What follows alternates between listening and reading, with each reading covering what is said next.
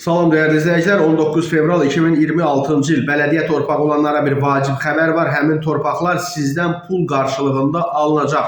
Xəbərə zəhmət olmasa axıra qədər dinləyin və burada üstə gəl işarəsinə vuraraq kanalımıza abone olun. Çünki hələ də bir çoxlarınız kanalımıza abone deyilsiniz, başqa saxta səhifələri izləyirsiniz. Torpaqların dövlət ehtiyacları üçün alınması haqqında qanuna edilən dəyişikliyə əsasən hava limanlarının tikilməsi və ya genişləndirilməsi üçün torpaqlar haqqı ödənilməklə alınacaq. Bu sözləri İqtisadiyyat Azı açıqlamasında Milli Məclisin Aqrar Siyasət Komitəsinin sədri Tahir Rızayev deyib. Onun sözlərinə görə qanunvericiliyə əsasən hər hansı bir dövlət əhəmiyyətli yolun, müəyyən qaz boru kəmərlərinin tikintisi və digər infrastruktur layihələrinin icrası ilə əlaqədar olaraq bələdiyyə və ya digər torpaqlardan dövlət ehtiyacları üçün istifadə oluna bilər. Komitə sədri vurğulayıb ki, bu zaman həmin torpaq sahələri kompensasiya ödənilməklə istifadə olunur.